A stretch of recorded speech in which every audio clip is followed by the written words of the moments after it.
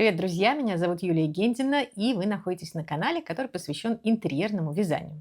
Сегодня хочу поговорить с вами про один из самых шикарных, изящных, стилевых и совсем простых в вязании узоров, который называется зигзаг. Вы мне скажете, что да, мы про зигзаг все знаем, уже все попробовали, очень классный узор, мы используем там разные цвета, и действительно это все так. Вот напоминаю вам вот про такую подушку, в которой использован узор и зигзаг, и еще и ромбы. И мы с вами изучали именно такой короткий вариант узора, в котором можно совмещать и правила вязания мозаики, и при этом получать сильно многоцветное полотно, потому что такой короткий зигзаг позволяет другому цвету буквально делать такие вкрапления и имитировать жаккардовое полотно. Если вы еще не пробовали такой короткий зигзаг, обязательно попробуйте. В описании к видео я прикреплю ссылку на тот урок, который был посвящен именно этому узору. Мы его разбирали и для вязания по прямой, для пледа, например, и для вязания по кругу, вот как здесь, для подушки, как там смыкать ряды, как рассчитывать петли, там все это есть. Он, правда, очень простой. Но сегодня мы с вами пойдем дальше в теме зигзагов и поговорим про тот зигзаг, который есть, ну, мне кажется, практически во всех коллекциях модных домов, кто делает предметы декора для дома. Вспомним, конечно, про Миссони прежде всего, потому что вот эти длинные зигзаги, узкие, глубокие, иногда они бывают несимметричные, то есть с разной высотой углов, они создают удивительные по красоте полотна. И там важен цвет. И в этом смысле нам мозаика как раз придется по вкусу с вами и к делу, потому что мы сможем как раз играть цветами. Я связала несколько образцов, чтобы вам продемонстрировать возможности, которые у вас есть при работе с этим узором. Повторюсь, что он очень простой. Сразу скажу, что схему к этим зигзагам, именно к высоким, вы найдете в описании к этому видео и сможете потренироваться. Я буду рада увидеть ваши работы, ваши образцы в нашем чате по нескучному пледу. Вы сейчас видите на экране QR-код. Переходите, мы там обсуждаем мозаичное вязание, делимся своими работами, успехами и неуспехами, задаем вопросы. Если вы там выложите в итоге после этого видео то, что у вас получилось, мне будет очень приятно, потому что я очень люблю, когда удается вам вот так вот руку протянуть через экран, и у вас что-то получается по моим урокам. Итак, теперь непосредственно к образцам посмотрим, о чем идет речь. Итак, начнем с такого вот образца. И эти зигзаги, как я и говорю, узкие, высокие. Они могут быть на самом деле разной высоты абсолютно. В чем круть? Что вяжутся они действительно очень быстро, без схемы. То есть очень быстро вы понимаете, как должен идти рисунок, в какой момент вы должны провязать какого вида столбик. И действительно вязание становится медитативным и превращается в полное удовольствие. Что мы видим здесь? Я начала вязать. У меня основной цвет здесь молочный, и к нему в пару я подобрала вот такой вот кирпичный цвет. Потом мне стало скучновато, и я решила вместо кирпичного продолжить вязание алым. Потом мне стало скучновато, и я вместо алого поставила здесь оранжевый цвет. Обратите внимание, что фоновый цвет молочный остался неизменным. Что мы получили? Мы получили, как я это называю, ручной градиент. Когда в одной паре цветов один из этой пары цвет меняется. Меняется через какой-то промежуток времени. Этот промежуток времени, то есть высоту полотна, через который вы будете заменять цвет, вы определяете сами. От этого зависит именно скорость растяжения цвета. Для этого образца я выбрала оттенки, близкие друг к другу. Ну, то есть мы условно можем сказать, что они лежат в красной плоскости. Может быть, я здесь хотела изобразить языки пламени, но это получилось с трудом, потому что слишком яркие у меня тут оттенки, слишком яркий оранжевый. Хотя, если бы я сделала это, вот эти вот кусочки цветовые повыше, то есть подлиннее, размазала бы цвет плавнее, то получилось бы более похоже на языки пламени. Но всегда имейте в виду, что у вас в мозаичном вязании крючком есть такая возможность ручного градиента. То есть вы не обязательно должны держаться двух цветов на всем протяжении полотна. То есть я могла бы остаться здесь на этой паре кирпичного и молочного и связать так весь образец, но всегда помните, что вы можете заменять один цвет из пары. Вы можете заменять и оба цвета из пары. Но в данном случае, если бы, например, я вместо кирпичного поставила алый и вместо молочного поставила бы сразу оранжевый, то что бы у меня получилось? У меня получилась бы резкая полоса. То есть у меня полотно стало бы резко полосатым. Я этого не хотела. Я хотела немножко смазать этот переход, Поэтому один цвет в паре я заменяю, другой оставляю неизменным. Двойной ручной градиент можно сделать, если, например, через какое-то время вы и второй цвет начнете заменять, оставляя при этом первый. То есть что я могла бы сделать здесь? У меня молочного уже достаточно. С какого-то момента я бы молочный, например, заменила на кирпичный и оставила здесь оранжевый. Оранжевый с кирпичным контраста бы хватило. Это было бы красивое сочетание. Молочный бы ушел. Насколько видна была бы эта полоса, она бы не резко бросалась в глаза, потому что оранжевый у нас был до этого, он остается. Имейте в виду такой вот ручной градиент, чтобы и вязать было не скучно, и цвета вы могли пускать разные. Это, конечно, отличное решение для остатков, но моя рекомендация все-таки, раз это градиент, подбирать вот эти переходные цвета таким образом, чтобы они укладывались в какую-то логику.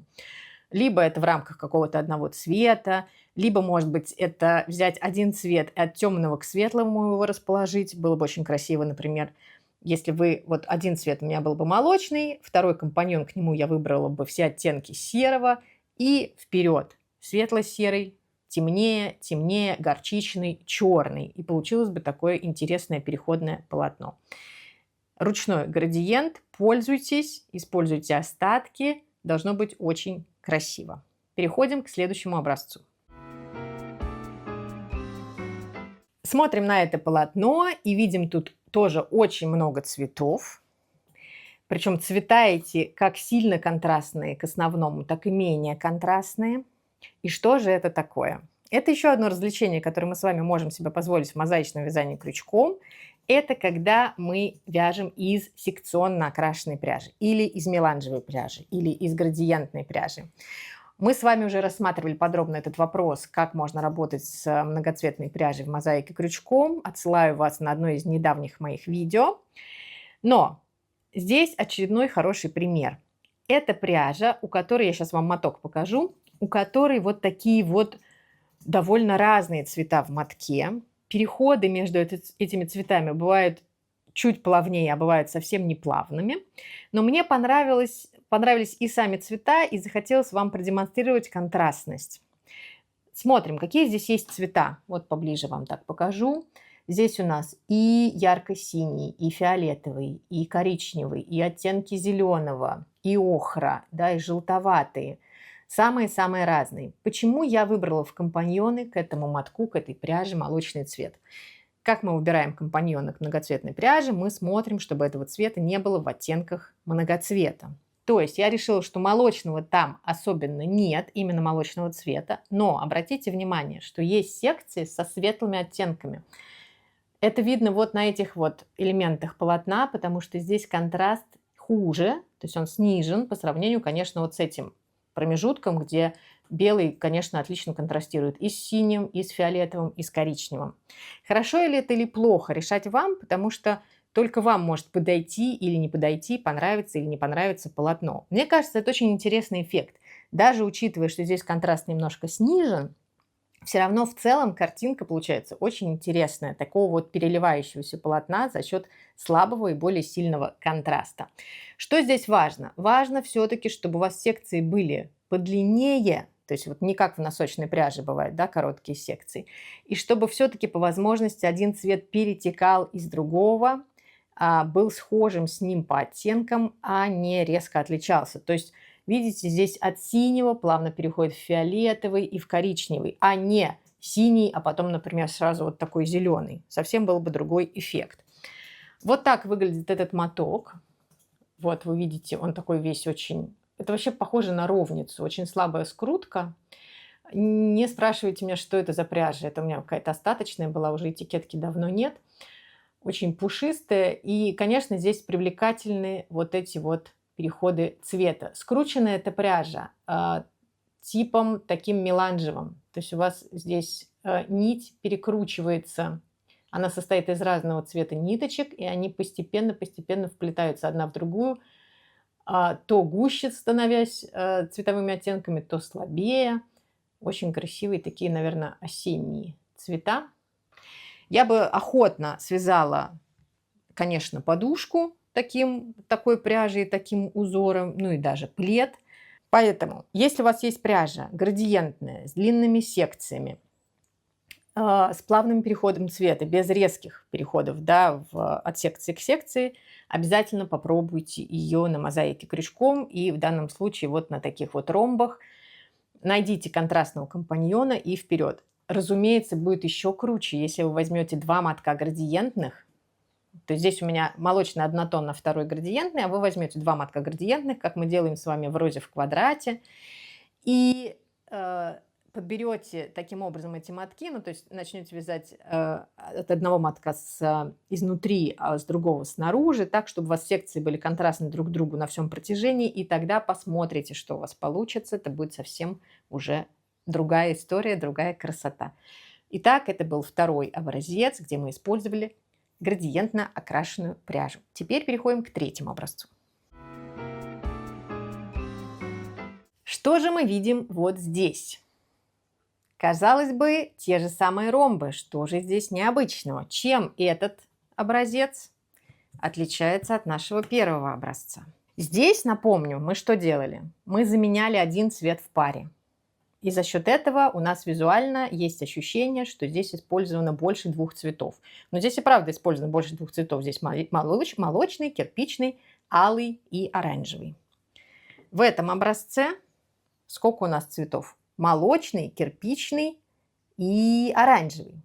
Здесь 3 цвета, алого здесь нет. Почему же здесь немножко другое ощущение многоцветного полотна создается? Давайте обратим внимание, что у нас наши зигзаги разного цвета. Оранжевый зигзаг, потом молочный зигзаг, кирпичный, потом опять молочный, оранжевый. Вот эта вот линия у нас одного цвета оранжевого. Вот эта линия одного цвета кирпичного. Как такое могло произойти, если у нас в мозаичном вязании крючком в одном ряду только один цвет? И мы обратим внимание, что если мы возьмем, например, вот этот вот ряд, то у нас здесь и кирпичный в столбиках, и оранжевый. И кирпичный, и оранжевый. Как это могло произойти? Если вы смотрели мои предыдущие видео, вы уже, наверное, догадались, что это совмещение мозаичного вязания крючком и техники жаккарда без протяжек. То есть у нас в одном ряду, где у нас молочный цвет, вяжется только молочная нить. В следующем ряду, там, где у нас два цвета, кирпичный и рыжий, мы их вяжем по принципу жаккарда. То есть там, где нам нужны столбики кирпичного цвета, рыжий цвет мы протягиваем внутри полотна, не используем. Там, где нам нужны столбики рыжего цвета, кирпичную нить мы протягиваем внутри полотна, не используем. И получаем вот такое вот жаккардовое и при этом мозаичное полотно. Сложнее ли это вязать, чем обычную мозаику или нет? Да, немножко сложнее, потому что мы с вами привыкли, что у нас одна нить в ряду, а здесь приходится орудовать двумя нитями в ряду, и это уже не такой кайф. С другой стороны, мы с вами учились вязать жаккард без протяжек так, чтобы клубки не путались. Опять же, все видео у меня на канале есть. Поэтому, если нити не путаются, никак скорость вязания не снижается, и вы быстро привыкаете к тому, что у вас в некоторых рядах две нити, зато можно получить вот такое уже, и это уже вообще похоже на Мессоне, вот такие вот оттенки. Пускать третий ряд, третий цвет в ряду я бы уже не рекомендовала, потому что здесь вы можете столкнуться с разной толщиной полотна. У нас и так-то есть такая опасность, потому что у нас один ряд одна нить, а второй ряд две нити внутри полотна. Но если там будет 3 нити, это, возможно, будет уже сильно сказываться на плотности. Но даже так, вот 3 цвета в этом полотне, очень красиво, мне очень нравится. Опять же, охотно бы связала таким жаккардовым мозаичным узором и подушку, и плед, и коврик, и шопер, кстати. Отлично будет и шопер, и косметичку, и все, что вам захочется. Небольшое включение еще по техническим моментам. Может быть, кого-то это интересует, и кто-то хочет посмотреть поближе. Смотрите, вот на этом образце я набирала цепочку классическим способом, как мы обычно набираем. И она у меня сразу послужила первым рядом в схеме. Второй ряд у меня сразу провязан столбиками без накида за дальние перемычки, как мы с вами обычно вяжем. Что это дает? Вязать, конечно, так не очень просто вот за эти дальние перемычки, но зато это вот такой вот начальный ряд тонкий. Мне так всегда нравится. Но когда вы начинаете вязать плед, и когда у вас 30 петель, и вам нужно потом в каждую дужку провязать вот этот вот второй ряд, это бывает сложновато.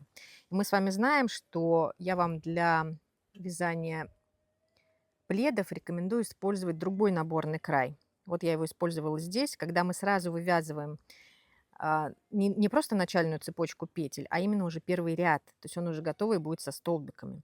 И он получается толще. Видите, такой вот.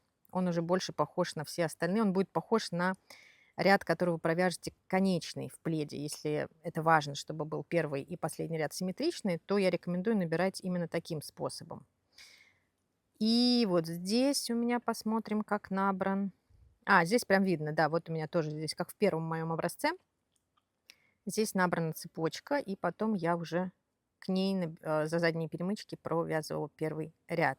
Иногда бывает, что при таком именно наборе у вас в пледах стягивается этот начальный ряд, поэтому, опять же, в пледах рекомендую вот такой вот край.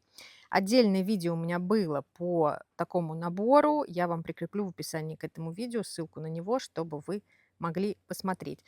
И еще по ровности полотна.